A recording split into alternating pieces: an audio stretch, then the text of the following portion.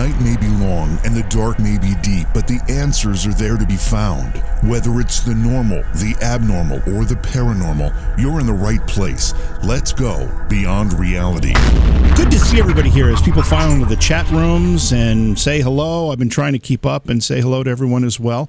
Anxious to get tonight started. It's been a little while since we've been able to do a live program, so I appreciate everyone's patience. But you know the schedule, you know what's been going on, and I apologize for being unavailable a little bit. But hey, we're back, and we're going to have a great show tonight. I'm really looking forward to this. We're going to be talking about a book tonight. The title of the book is How to Become a Mermaid, Embodying the Elemental Energy of Water. The author is Elyrria Swann. We're going to talk to her tonight about this book and her work and her life. Hey, it's JV here. You know I've asked for your support in the past, and I'm going to do it again because it's really, really important. And there are a couple of ways you can support the show, and it's so inexpensive. Now, you can go to Patreon, and you can become a Patreon supporter, and we really, really encourage that. But there's also another way. If you look at the description of the podcast, if you're a podcast listener, and you scroll down to the bottom, there's a way to support the show directly through the podcast app. And it's only 99 cents a month. It's less than $1. You probably have that change in your couch right now. That $1 a month, less than $1, goes a long way in helping us produce this program, provide great interviews for you during the course of the week. I thank you in advance because the support is so important to the program. Elle, welcome to the program. It's a real honor to have you here. Thanks for joining us. Thank you so much for the welcome. I'm so honored to be here. So this book, How to Become a Mermaid, your first book? Is this the first one you've written? Yes, it is. It's not actually the only book I've written, but this is the one that was published first. I do hope to get the others done soon. So this one is obviously very, I would call it a niche publication. It's obviously targets a very specific audience. Is your other work similar to that, or do you write fiction, or what's the other stuff? I would love to write fiction one day. I'd love to write a sci-fi or fantasy, but my other book is a poetry book, and the other one is a bit more human. It would be more about my coming out of purity culture and conservative Christianity into spirituality. So it's not as mermaidy, but it's still pretty specific, you know. So when we talk about mermaids, and we're going to spend a lot of time talking about mermaids, mermen, merpeople tonight, we need to have an understanding here, because I think, like many people, my impression of what a mermaid is might be from a Disney cartoon. I mean, that's kind of, my only experience. And Disney shapes that for a lot of people in a lot of things. My idea of an evil witch is from Disney. My idea of a haunted castle is from Disney. So Disney kind of shaped a lot of young Americans' minds. What are we talking about here tonight when we talk about mermaids, mermen, merpeople? Yes, wonderful. So it could mean a couple of different things. So I talk both about incarnated mermaids, so mermaids like me who come into human bodies and, live on planet Earth. We can also talk about astral mermaids, which are mermaids that exist on the astral plane, like the connection point between our souls and our physical bodies. So they're the two different kinds. They're both equal, but they do express differently because, of course, when you're in a human body, you have unique challenges on planet Earth. You have to navigate the field in a completely different way.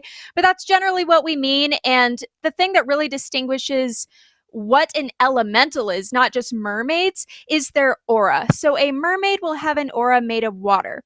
A salamander, which is a fire spirit, will have an aura with fire or lightning or something in it. And that's how we kind of determine who is who. I had a bunch of people read my aura when I was asking questions, years ago. This was about 10 years ago when I really started realizing, there's actually people in human bodies like me who have been on the Mermaid Realm.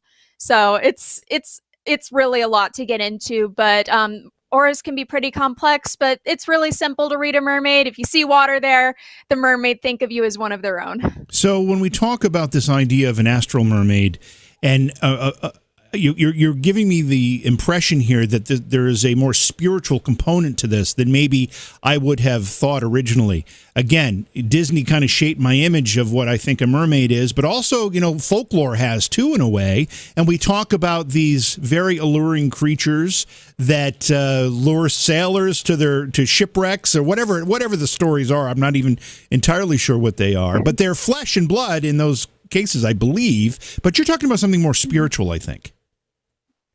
For sure, absolutely. And these beings are so high vibrational, or at least that's how I experience them, but you're not completely wrong in that mermaids can sometimes be scary. Not because when they show up they're scary. They don't come across that way. If they show up, it's probably the best day of your life. But there are warnings throughout magical systems that contact mermaids because people can fall in love with them really easily, or they can be so attracted to their magic and their energy that they do neglect their physical forms, and it can ultimately get to them. Some people I know have gone into the astral saying a meditation, and astral realm for mermaids is very cold, so it can actually present a physical shock to the system. And we can talk a little bit about this if you want, but I often use a magical system that was brought to the forefront by the Czech magician Franz Bardone, and he gives a series of exercises to prep you physically, mentally, astrally for interacting with elemental beings of all sorts. Please feel free to correct me if I misquote you or misstate anything as we talk here tonight, because you're throwing a lot of information at us, which is good, but yes. It can be a little overwhelming at the same time.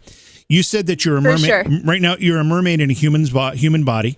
Are you an astral mermaid in a human's body? Is that what you mean? I distinguish the two completely differently. So right now, I am not on the astral realm. I'm here in physical form. And many spiritualists think that, some part of you is always spirit. So you're always, you're always on a higher level. But I am separating the two out. So since I'm incarnated right now, I just refer to myself as an incarnated mermaid. It just means I have, an aura made of water, but I don't refer to myself as astral. So I would refer to an astral mermaid as someone who is either no longer incarnated in a human body or who never was. Most mermaids never incarnate into a human body. Okay, so at what point in your life, and when I was reading the book and reading about you, you started to become aware of all this at a very young age. Tell us how that happened for you. So when I was about 4 years old, I was contacted by mermaids in the bathtub, no less. I did grow up 3 miles from the ocean front, but we didn't go to it very often. My mother wasn't wild about the sand. My parents were very conservative. So, being at the beach, there's certain modesty issues with dress and things like that. So visits to the beach were pretty rare, but the mermaids found their way to me. And I didn't fully understand entirely. I was only 4. I didn't know exactly what was happening. I didn't know what the astral realm was. I didn't know what their names were. But I knew that other beings were contacting from a different space. So mermaids would show up in the bathtub, I could actually see them. I'm clairvoyant and clairaudient. I could hear them too. And they would call me sister. And they would say, hey, we're going to support you here in your mission. And we're going to be here every step of the way as you develop these magical and mental faculties. And of course, they put it a lot more simply than that, but that was the gist of the message. So I kind of got the idea very early on that the limited conservative system that my parents presented as highest truth wasn't the whole answer, even if, pieces of it kind of clicked. There's a little truth in everything. So that's how it came to be. It was a little awkward at first. I kind of crashed my way through it, but that's how it started. It started at the age of 4 in the bathtub. So is there a unique quality to you that, I'm going to make sure I ask this the right way, have you always in your spiritual existence and subsequently in your human existence now been a mermaid? Is that why these mermaids appear to you? Or do mermaids appear to someone who hasn't been an astral mermaid and bring them along with them to become one? How does that work? That actually has happened. It's really perceptive that you said that. So they can go to people who have maybe a proclivity or a certain magnetism about them, like the water element. I do think that they came to me because I just naturally had water in my aura. And just to be clear, when I say that certain people have water in their auras or fire or something else, it doesn't make them more special or more valued than anyone else. Everyone is unique. Humans are so brave for incarnating on this sometimes challenging planet, and all of us have unique auras. They're like blueprints. They're or fingerprints. They're very unique and they can't be replicated by anyone else. We all have our signature vibration and energetic field. So, but I do think that the mermaids did come to me because it was just part of my mission. We all have different missions in life. And I think that one of my big ones was to bring the water element to the forefront of human consciousness and kind of talk about how we can start connecting with elementals. And sometimes I do also go in the extraterrestrial direction as well. Oh, interesting. By the way, our chat room is really enamored by your headphones too. So just so you know, they're a big hit. These are my gaming headphones. They're working great though. So you were introduced to this. They came to you when you were 4 years old. Obviously, you're older now, but not that much older. But have they been with you the whole time? Do they continue to visit with you and guide you and work with you? They did. There were gaps where I wasn't connecting with them as much, where I had to ground in my human life. So it's also actually happened with UFO experiences when I'm really focused on something, like if I was going through a health challenge or if I was finishing a college course or something like that, and they didn't want to distract me, they would kind of pull back a little bit, but we were always connected. So I would still dream with them and connect with them, and they would come through in, more subtle ways, but they don't want to ever get in the way of someone's human experience. They don't want to trip you up. But as I got older, went into college, just for reference, I am 29 now, but when I went into college, it got really, really potent. That's when the big awakening came. We'll get there in a minute. I want to ask about how, when they introduced themselves to you, could you tell physically? I mean, I know they weren't in physical form, but could you tell physically they were mermaids, or did they tell you they were mermaids and they were more nebulous in form? When they first appeared to me, they looked the way that a child would think of a mermaid. Okay. They had the tail and everything. And the example I use for that, I don't know if you've ever seen the movie called Contact with Jodie Foster. I have. It's a while actually ago. an E.T. Yeah. Mm-hmm.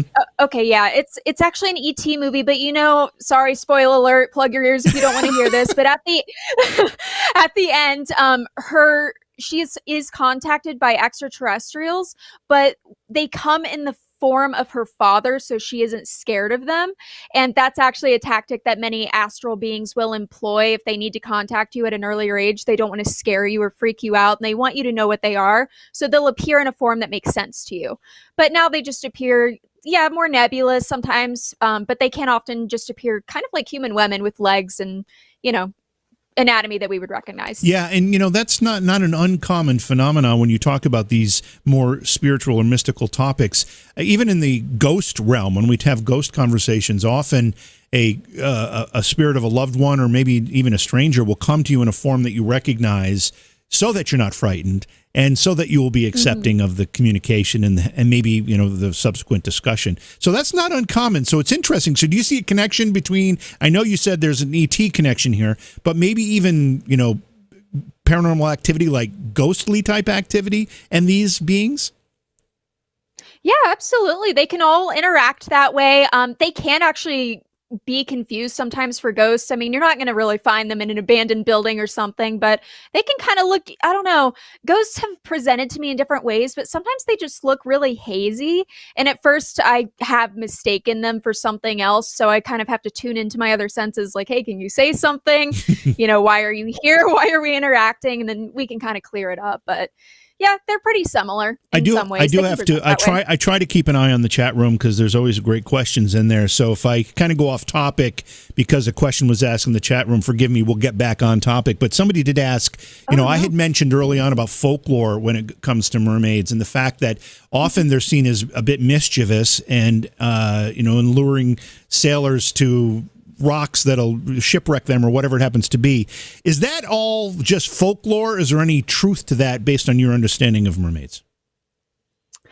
Most of it is folklore, but like I said, I'll put it this way. So to someone who's in a weakened state, mentally, emotionally, how you could maybe be attracted to something in an unhealthy way, or you could have an addiction to something. Sure. That's kind of how I think it. If someone is, I'm not making fun of them. We all experience imbalance sometimes, but if someone's in a perpetual state of imbalance and they crave something, they're kind of in an empty place, I could definitely see how they could become obsessive with magical systems of any sort, but also kind of get blindsided by, the mermaid dazzle and pizzazz, because they are really beautiful beings, all of them. They're incredible, and they're just so attractive in a magnetic way. Even if you don't experience, any other kind of attraction, it's like you feel this pull to them.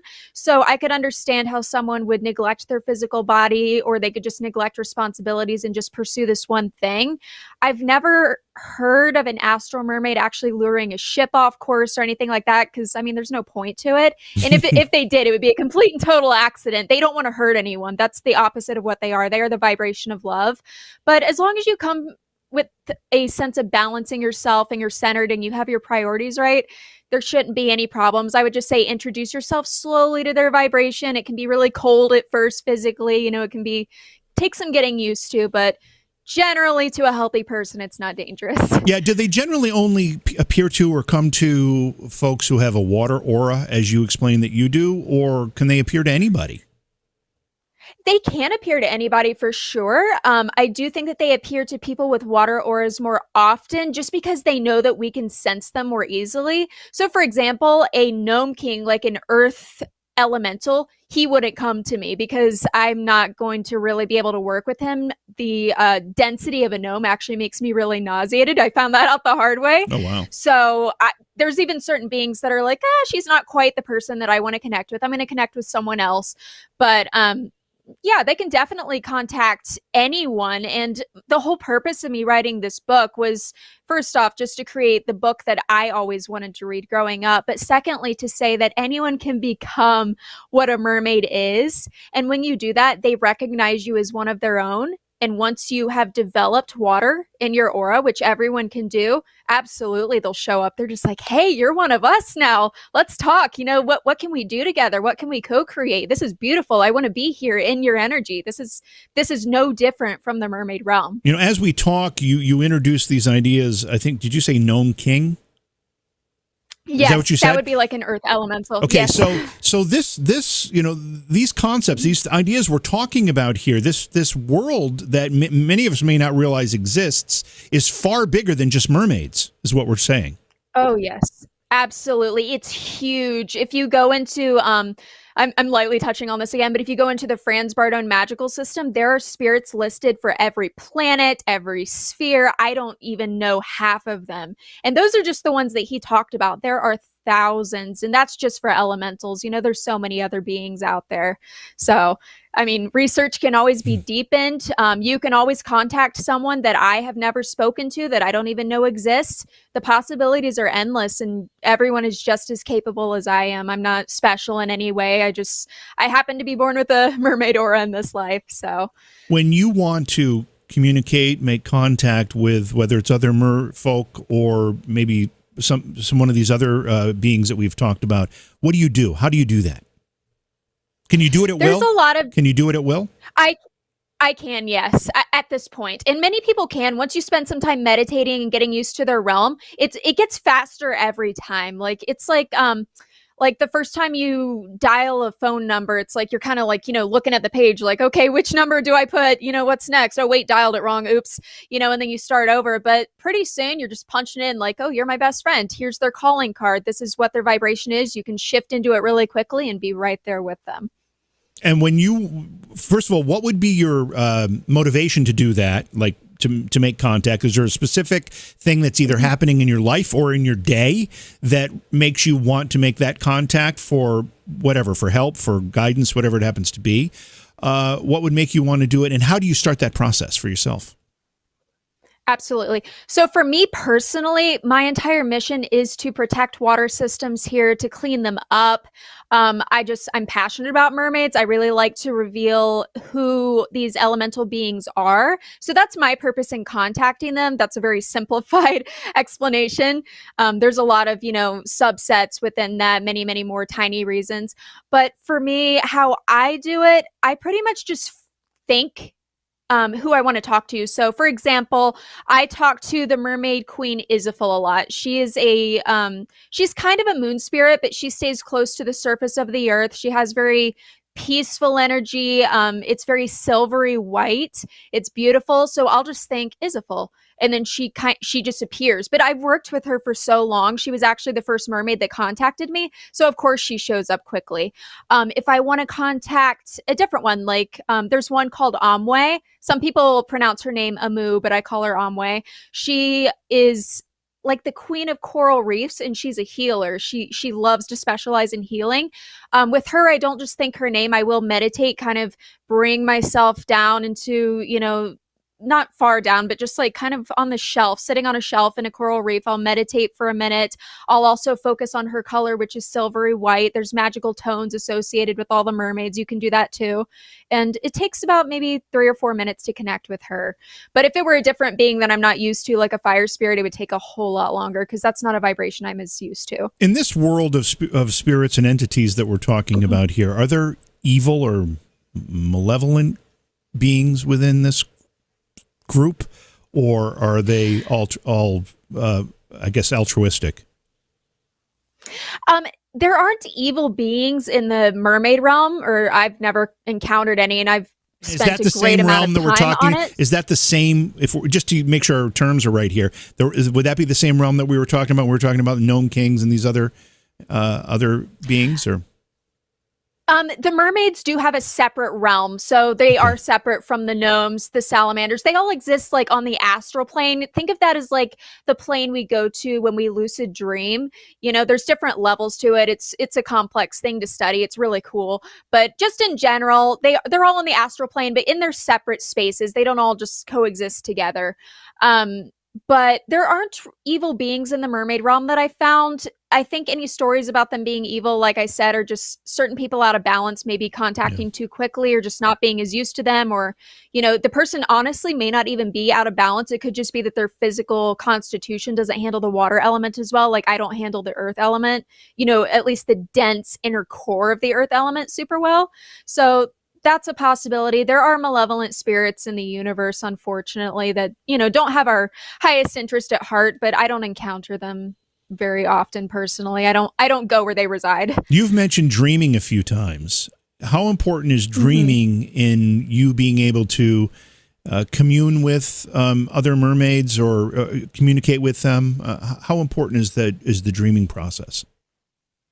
I absolutely love this question because it's one of my favorite topics. I love lucid dreaming.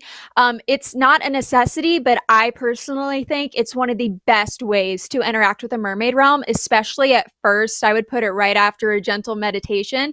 And there's so many ways to cultivate lucid dreaming and get yourself into it. But I think it's just incredible because you can literally go to their realm the entire time that you're sleeping and be fully immersed. It's the ultimate virtual reality experience, except it's real on some level. So I would definitely advise that anyone who wants to spend a great deal of time getting to know these beings or any other beings, this includes ETs, this includes other, elementals that I mentioned, definitely look into lucid dreaming, because even if you don't land exactly on the mermaid realm the first time, it's so much fun and you're going to be honing your faculties and expanding yourself to be receptive to so many more experiences. We're talking tonight with Elyrria Swann, author of the new book, How to Become a Mermaid, Embodying the Elemental Energy of Water.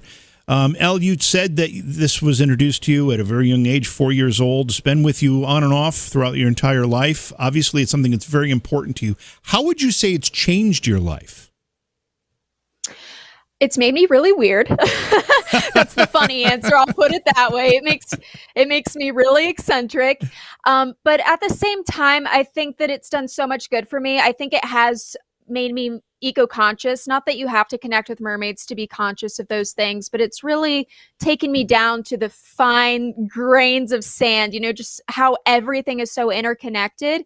But it's also helped me hone my empathy skills. It's helped me explore other emotions. It's helped me explore even different realms of like the moon sphere, which is kind of eccentric, but it's a pretty unique thing to get into. It's really just taken me to unique places that I never would have imagined that I could travel to.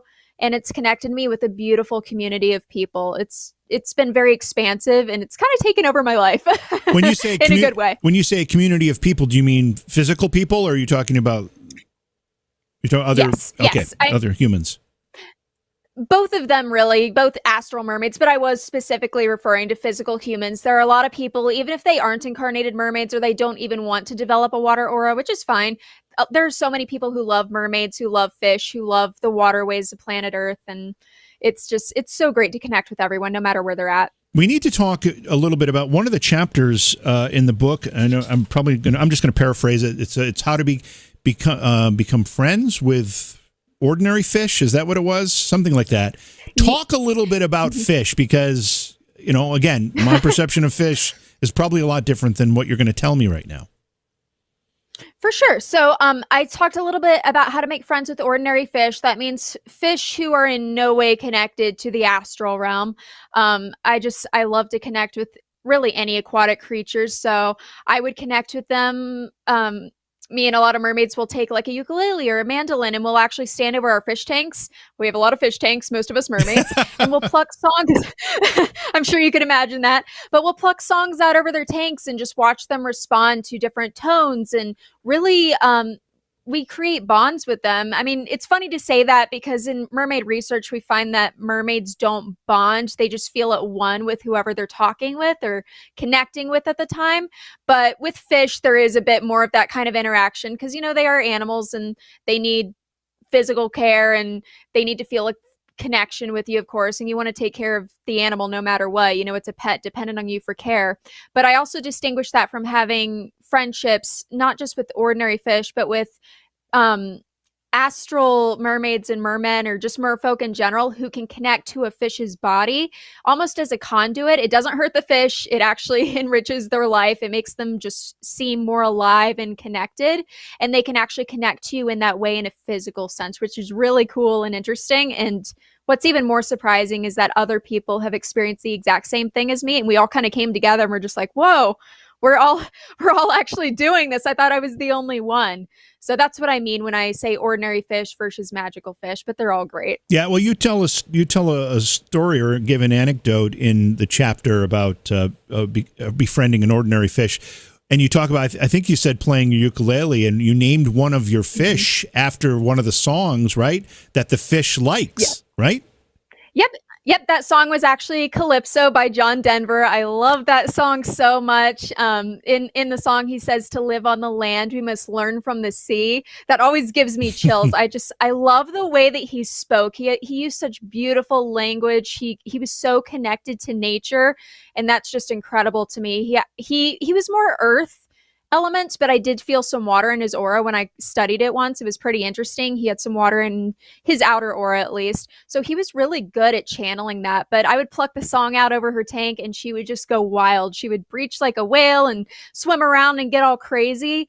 And music is the universal language, so animals love it. But there was just something about that song that just really got to her. And I felt so connected to just everything. John Denver, the song, the fish, and it was really special because it showed me how emotional these creatures are, how deeply they can connect with you, and how joyful friendships with them can be. It's a lot of people would rather connect with a dog or a cat, and I get it. They're furry, they're cute. I have them too, but fish are a little bit different. They're on the other side of the glass. They're in a tank. They don't make the same faces that, a dog might, or make the same noises that your cat uses to communicate with you, but they're still living, breathing beings with deep emotional and mental connections to the people that they bond with. I'm a little concerned with what you just said, because you said that, I think you said musical is the universal language. I've heard that before, and that the animals will respond to it. I know that when I would play my guitar and sing, my dog barks at me ferociously. So I think that might be some kind of commentary on the quality of guitar and singing that I offer. So I have to be careful. Oh, no. I'm just kidding. Although that's great. I have had dogs that bark at me when I try to play, and it's a confidence killer, I tell you. Oh, no. I'm sure he's saying encore. Is that what it is? Yeah, okay. All right. Well, I'll bet that's what it is. We'll go with that. One of the things I was reading, too, about you personally is that in this bio that you have here, it says you spend some of your time mermaiding in natural rivers and streams. What does that mean? What is mermaiding in natural rivers and streams? I am so glad you asked because it is one of the most fun things you can do ever. So it's where you can buy a mermaid tail. They have all different kinds. They have silicone, partial silicone, cloth, whatever. And you put it on and you basically look like a merman or mermaid and then you go swimming with it. And it is so much fun. It's just incredible how smoothly you can move through the water, how connected you feel to mermaids in the mermaid realm. It's a whole sport separate from anything spiritual.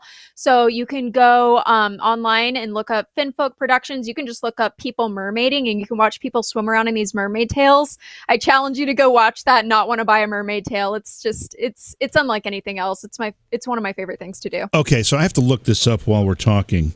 Finful Productions. No, seriously, is that Scotty Roberts' daughters? I'm actually not sure. Do they make tails? There's a bunch of yes, they make tails. There's a bunch of they in North Carolina, ones. maybe? I can't remember where they're based. They have so many different bases. I know that there's one in Canada. I think that's where they're based. Hopefully I'm not confusing them with someone else. No, you're probably right. I don't remember the name. My good friend and a colleague, Scotty Roberts, his two daughters have become very, very successful making mermaid tails.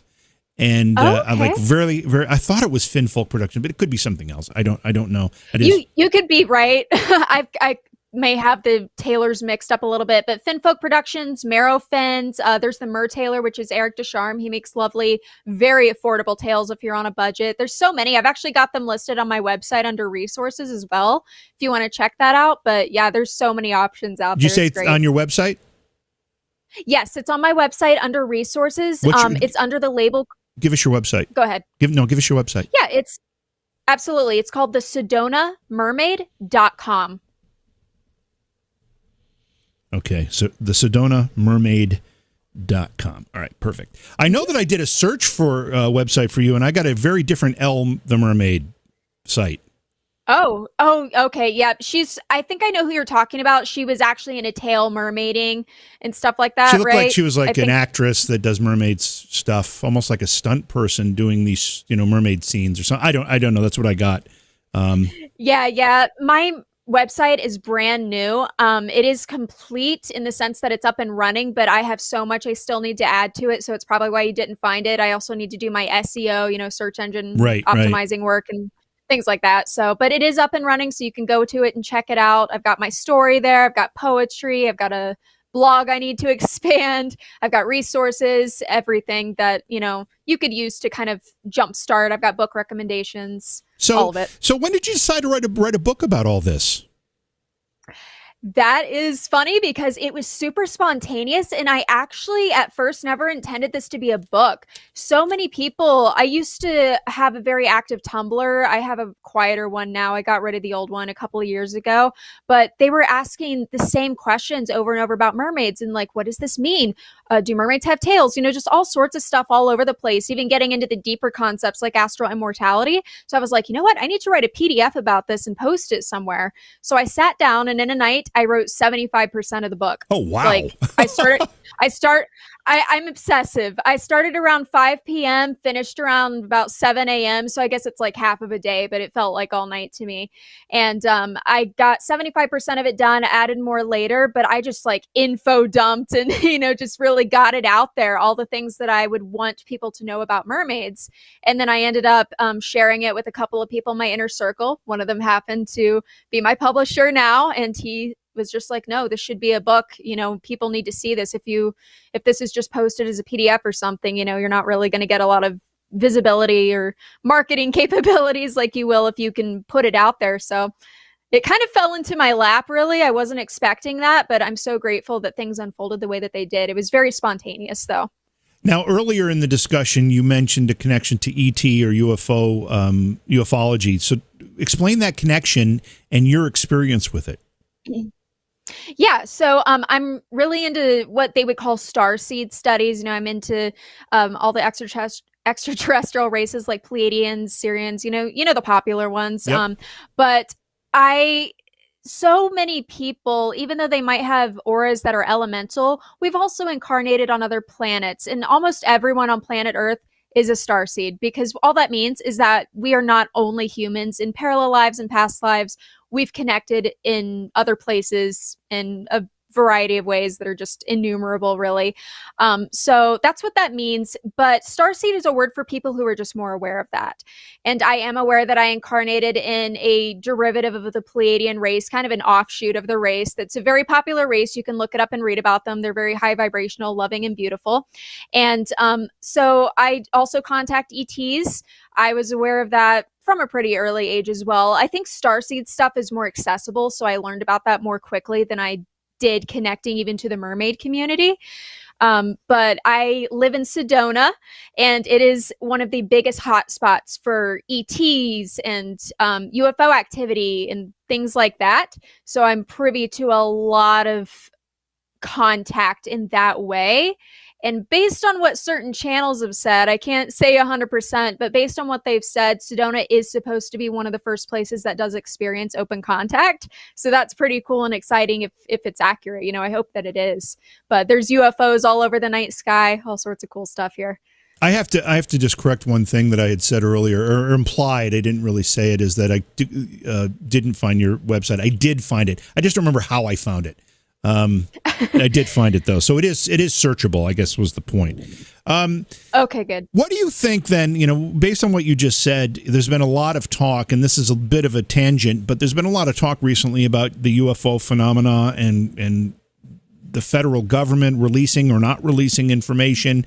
But the truth is, for those of us who pay attention, there are more and more phenomena going on in our night skies, or not even night skies, day skies as well, that you know, most people believe is legitimate alien activity, alien craft activity of some kind. What are your thoughts on that?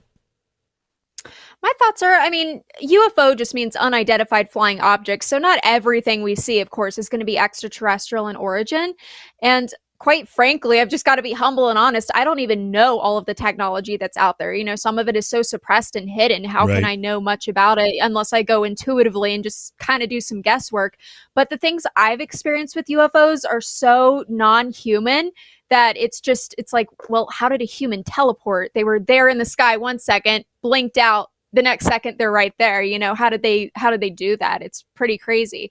So I do think a lot of it is extraterrestrial in origin, and we can make contact with these beings through meditation and stuff like that. There's this is also another offshoot here, but there's a whole sub community for hybrid children, which are like a type of starseed. You've probably heard about them. You know, they're supposed to contact Earth. So that's pretty big in Sedona too. But yeah, I think that, you know, extraterrestrials are all over the place. I don't always know, you know, what's hovering above me or if it is truly an ET, but I think there's a good chance that it is a lot of the time, especially here in Sedona, because it's just some of this activity, I'm just like, I can't justify that in human terms. You know, it's got to be something more. When we talk about the mermaid, and I'll call it a lifestyle, I'm not sure how you would describe it, but let's just use that word for now. How would somebody recognize that it's something that might be appropriate or appeal to them? I mean, you had mermaids come to you when you were a child. Not everybody has that experience, but I imagine there are people that haven't had that experience that might find some real solidarity or connection to this lifestyle and this realm that you're talking about. How would somebody determine that on their own? I mean, if you feel drawn toward mermaids in general, that's a pretty good indicator to at least investigate it. You know, are you just interested maybe in the aesthetic, or do you want to get to really know them? So you can kind of riddle that out and see what's right for you. But so much more than that. I mean, you could want to connect with an unconditionally loving vibration. You could want to feel fully alive, which many humans don't know what that feels like, not because they're not capable of it, but because life just starts to get to them. Do you want to feel fully alive? Do you want to feel connected to all the water on Earth? Do you want psychic messages to come to you, you know, through this medium of astral water? Do you want I almost called it an online community, but do you want like a psychic community, like friends in the astral to be around you? And it doesn't just have to be mermaids, but I think the mermaids are a pretty good one to start with. They're so kind and receptive. It's not like pushing an agenda onto you. It's just they'll meet you where you're at. I'll put it that way. So I think if you just feel drawn to them, attracted to them, interested in magical systems, interested in philosophy, it's a great thing to look into. And what would be, I was going to say first step, but I already know what the first step is to buy your book and read it. What would be the second step for them, in this journey? Yeah, if they wanted to do that, of course, they can buy my book. That's wonderful. If they're interested in truly connecting with mermaids in a spiritual sense, I would say that you could just openly start meditating with them. And I use Franz Bardon's system of magic, which you can look up his books, Initiation into Hermetics, The Practice of Magical Evocation. I've got all these listed on my website. I know I'm just rattling off the names, but he's not just teaching you how to interact with mermaids. He starts with the basics of how to prepare yourself physically, mentally, spiritually to meditate with any sort of being, how to be discerning, and how to stay safe in your physical body while you're doing so. So I would say those are really good things to look into. Just look into good ways to meditate. You could even take an academic approach. There's so many different approaches to this. My favorite approach to connecting with the mermaid realm, though, is through art and through poetry, because it speaks to my heart. It speaks to everyone else's heart, and it's beautiful. So I find that incredibly attractive if you want to start with something, a little bit more gentle than just like, oh, I'm going to meditate, for an hour a day. Just start off small, start with a gentle Go ahead. Go ahead.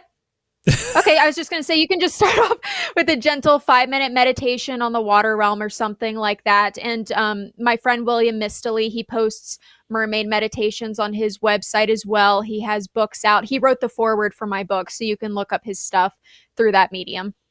You mentioned the word safe in your answer there, and I also noted in some of the notes on the book that you talk about protection techniques to use when making contact with spiritual beings.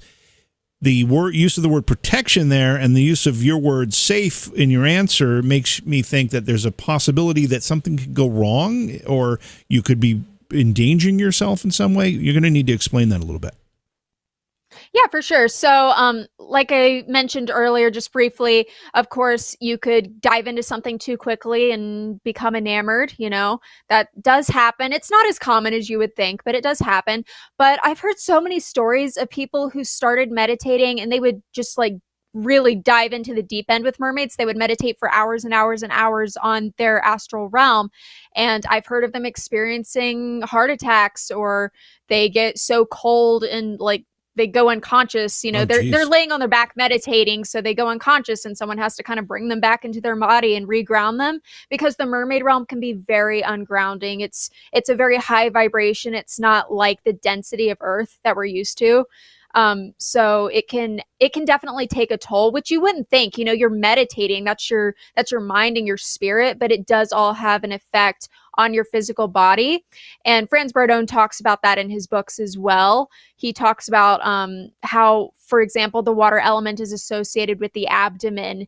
The color would be blue-green if you're tuning into it, but that can affect you, in your human life. So you have to be careful and make sure, like don't just dive into it. Dip your toe in slowly and get used to how the mermaid realm feels to you.